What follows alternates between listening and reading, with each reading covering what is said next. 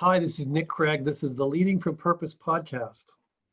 Today, I have a wonderful special guest, Andrea Pomo, who is the head of operations, the VP of operations for one of the most top-end resort destinations in the world called Borgo Egnazia.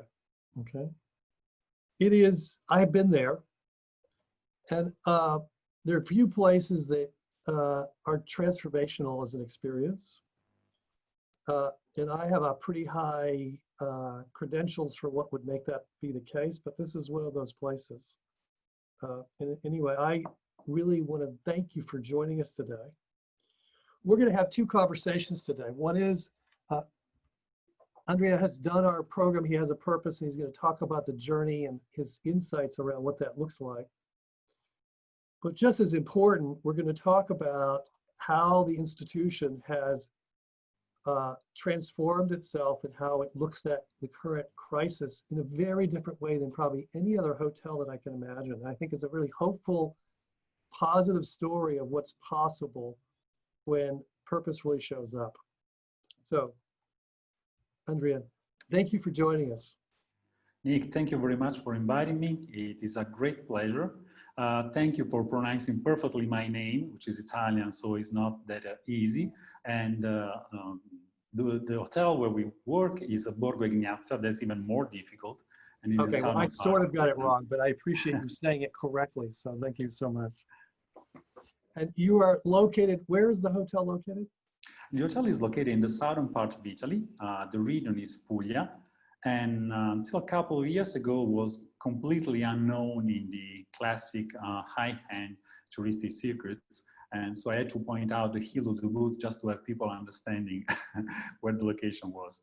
But right now, has been growing a lot in the interest of the international public, and we are doing really, really well. The good news is that it's still new in the international market, but this is only a good thing because it's a region where tradition and culture is still very authentic and unique. Exactly. It's gotten a lot of awards as well, yes?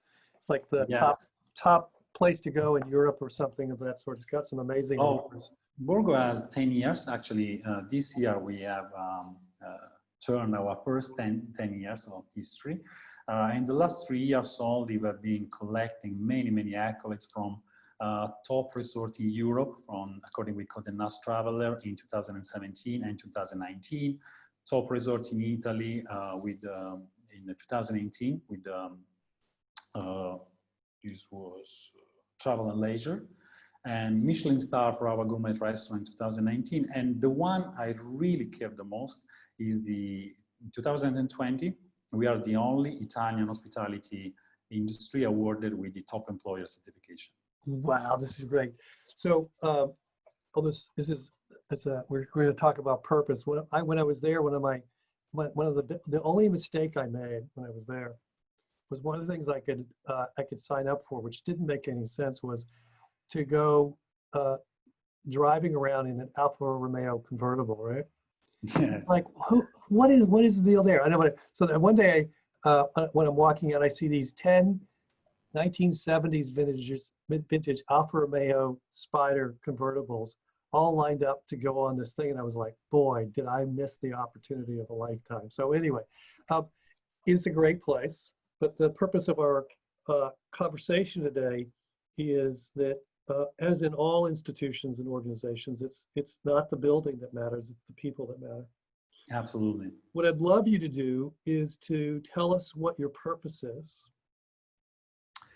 Okay, my purpose, I just want to say as it is, it's gonna sound a little crazy, but then we can go together over it and explain it. Exactly. My purpose is, I am the torchbearer. My spark starts a fire of transformation. Okay, so there's a wonderful set of visuals for anybody listening, right? So why those words for you? Well, that's kind of a really interesting combination. Yes, for me, all these words that can seem kind of crazy at the first glance, they have a very deep meaning to me. And reaching out to this deep meaning was quite difficult work. I would like to start from a little bit, providing you a little bit of background about myself and I was doing before moving to Borgo Egnazia. Because actually, when we met in 2017, I had just quit my previous job and jumped into Borgo Egnazia. But was one of the most difficult decisions I made in my life. And I had absolutely no clarity about why I did it. Mm. And the work we did together actually, for the first time, put me in the condition to put all the pieces of the puzzle together and see the big picture for the first time. So at the end of 2016, I was working as a senior operation and change management Boeing manager for the Boeing company. I think everybody knows about Boeing because recently, before everybody talking about the COVID-19, was on newspapers because all the troubles on the 737 program. Which is really a shame. But still, I'm deeply connected with Boeing.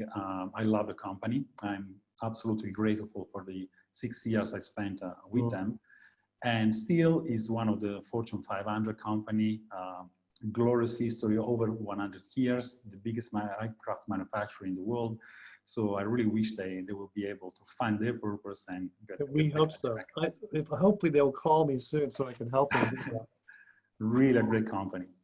And at that time, I felt like I was at the end of my career, and the reality was exactly the opposite.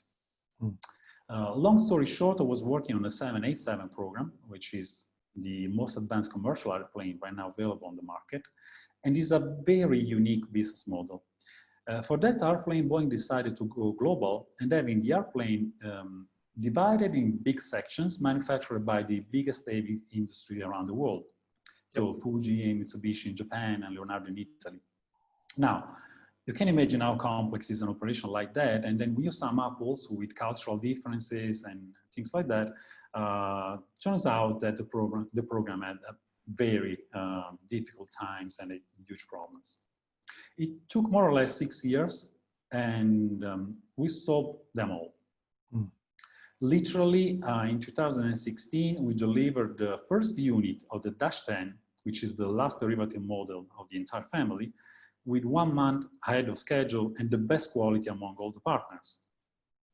Now, if you think about the fact that, generally speaking, when we talk about cultural differences, Italians are considered to be pretty good at, I don't know, creativity and style, but not so good regarding precision of schedule and accuracy. Exactly. The Germans tend to get that one down right, but yeah. Exactly. Okay. So beating the Japanese partners exactly on this field, that was a great accomplishment. So my team was awarded in a very short time the Supplier Management Excellence Award, and myself, I was awarded the PACE Award, which is Proactive Action to Create Excellence, 2 very important accolades within the Boeing company. And everything was perfect. So we were really harvesting success after success. We find a way to work together as a team, and my team was, coming to me in the morning and saying, we had this problem, we solved this way, we just want to inform you and to keep you posted. Literally the dream and every manager dreams about. But instead of being happy about this, I started to feel that something was wrong. I was feeling moody, I was feeling that something was not, I was missing something, but I was not even able to understand exactly what I was missing. And so I was even getting angry at myself because, the first reaction was, what's wrong with me? Instead of enjoying this success after 6 years of literally sweat, blood, and tears, everything is done, everything is working perfectly. So what's wrong with me? And no matter how long, how much time I spent chewing on it, it seemed like I wasn't able to reach an understanding of what was going inside me. I had this struggle and I didn't know why. And then out of the blue, I was contacted by a headhunter and was proposed another job offer. And I just started, the entire process just out of curiosity. And then they end up saying, okay, you are the guy we want. And I was totally unprepared because, I had no intention whatsoever to leave Boeing. And then having this conversation with these people, they were talking to me about a beautiful vision. And the vision was transformative. They wanted to transform a place that was already doing great. And they were willing not to change because things were not working. they were willing to change, to prepare, to go into direction of that big vision they had to bring the traditional Apulian roots and bring this culture on the international stage, which is really something on me because I'm an Apulian native as well. But on the other side, you know, the logical thing was saying, wait a moment, I mean, I'm not going for sure to leave a multinational company at the top of my career and my success to join a family business, you know, in a totally different industry I don't know anything about. And of course I did, because I don't know why, there was something inside myself that was able to overcome the logical part. And I felt like I was, you know, like a magnetic force attracting me to do this change. So at the end I did, but just because there was this force that was biggest of the others, I could not resist it. This was the reality. But I exhausted myself in the effort to resist to it. When I was talking about it with my family and friends, I was surprised because they were not surprised. Mm. Because they said, oh, yeah, you've always been doing the same thing. And they remember me that, yeah, exactly. I don't know why, but all my career has been with these sharp turns. So in HR terms, they will say that I have a non-linear path. But the way I look at it, as a matter of fact, I'm crystal clear about the fact that I've been underqualified for every single job I've been offered in the last 15 years. And nevertheless, accepting it, I've been always able to exceed expectation and to be a game changer. So obviously there was something missing there and was not enough talking in terms of hard and soft skills. There was something else going on. Because then, you know, I'm a quick learner, so I learned everything I needed, but was not the game changer, was not the one game changer. So when we met and we started working about purpose and all of that, all of a sudden, I was able to figure it out which one was the missing part. And when we started working about my personal purpose statement, my first attempt, you know, I've been working on it a lot. And that first attempt, I still remember it was something like inspiring team to exceed expectation. And obviously it was wrong because the missing part was, you know, this is just a nice, beautiful set of words put together, but it's a logical effort. There was a missing part, and the missing part was the work on the crucibles. So I like inspiring team and exceeding expectation, but these are the things I like to do. I had to confront myself on the crucible of my life because there was a missing part that I needed to recover, to have clarity on it. And this part, when I started working on that, which is, by the way, precisely what I didn't want to do, because, you know, when you go back to your crucibles, you feel again the emotional component, which is not easy. And I didn't want to feel these negative emotions again. So the crucible, for those not aware, is when we run our programs, we talk about crucible experiences, and these are experiences in our lives when we are most tested. Exactly. Yes. Okay. And when we did this work, I realized that the experience in my life when I was most tested, they always had one characteristic in common. And this one, the feeling, doesn't matter what was happening in the reality, but my feeling was to feel like a misfit. It is an extremely unpleasant feeling because you basically feel like you're out of place and you don't belong to that. Mm-hmm.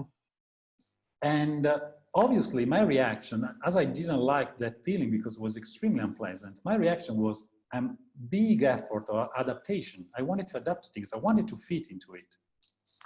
And then I realized all of a sudden that this is exactly what I am. I am a misfit. But the reason why I am a misfit is because my purpose is changing things, is not to adapt to them. Yeah. So I realized that the most suffering I experienced, the most part of that suffering was not coming from who I am, but from the effort to resist who I am. And when I decided that, okay, this is what I am, and I'm good at that, I realized that also this is my strength. I'm not supposed to adapt to things, I'm supposed to change things. And reflecting on that, and then looking on the other part of the exercise we did together. So when you feel at the top, when things are really working, when you are in the flow, when you are able to change things? Well, in this situation was always the fact that I recognized my task to be exactly the starting of a process. That's why I came to this metaphor about the torchbearer, because, you know, the torch itself is a tool.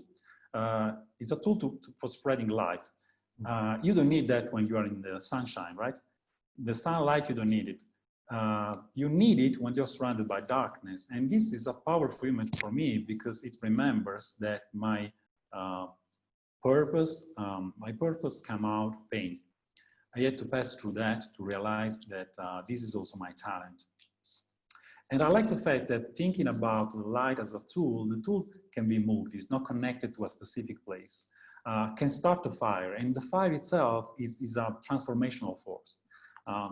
You know, it's going back to the beginning of time, is the first spark of the civilization, because it's what, you know, gathered people around something, allowed people to cook food, and so to share the meal and creating the beginning of a community. You can forge metal using the fire. Also, there are a lot of memories of my childhood because, you know, as a matter of fact, I was the one really starting the fire at Christmas, for example, in the fireplace or during barbecues. Now, if you think about that, kids are not really supposed to play with fire, right? But that was a lesson that my grandfather wanted to teach me. So that was the way he used to teach me responsibility. And actually, I was really good at that. So it seems like in my family, I was given that task and it was always mine. But since I was really, really young, but I took it very seriously. For me, it was a lesson about responsibility, and I took it that way. So that's the fire part, the torch. Interesting. And when I was looking back, that was really the first time in my life when I was able to connect all the dots and see that in my non-linear path, we described it before, actually there was a perfect coherence. And I understand also why basically I had no choice but to accept the offer from Borgo Egnazia, because the vision they shared to me was so beautiful. And on top of that, was not about running a business that was already doing really, really well. It was about enacting the vision they had working on for quite a long time. So they had everything set, the purpose of the organization, all the values, but they needed to start the process. They needed somebody able to start the fire of transformation, melting down the old culture and forge the new one. It's quite an interesting metaphor. The other thing that's funny is that when you walk into the lobby of the hotel, or I don't know what you want to call this, the inside lighting is all done with candles, with real candles. Yes. So once again, the fire metaphor, it's the only place it's one of the few places I've been where there's all these candles always lit. And you're like, wow, okay. So interesting how all these pieces come together. So it feels like it was amazing, absolutely amazing. Interesting. So in some ways, the beauty of discovering purposes and is seeing how the themes all fit together, right? And that's so cool. But really, for me, was seeing for the first time, because even if, you know, so it was clear to me that as much as a matter of fact, I sucked at adapting to situation, I exceed expectation when I changed them, I couldn't understand why. So I could see the things, but I couldn't understand them. It was this missing part. There is no way to get there just thinking about hard and soft skills. It's not enough by far. You can't reach there. Purpose is the key to understand why you do what you do, because it's connected with who you are. And as you say, it's not about finding your purpose. It's about reconnecting to it, because I'd always been there and was acting in me, even without realizing that it was there. That's why for me, the biggest change was stop interfering, not resisting to it, because that was my, you know, from where all my unpleasant emotions were coming, from the resistance. The resistance of living your purpose. Interesting. And so when you gave yourself into it, then in some ways that's one of the powerful things is once you know it, you no longer have to resist it, and you can like see see where it's leading you. Yes, and the most important lesson is, you know, when your purpose is knocking at the door, jump in. Don't even think twice. Excellent.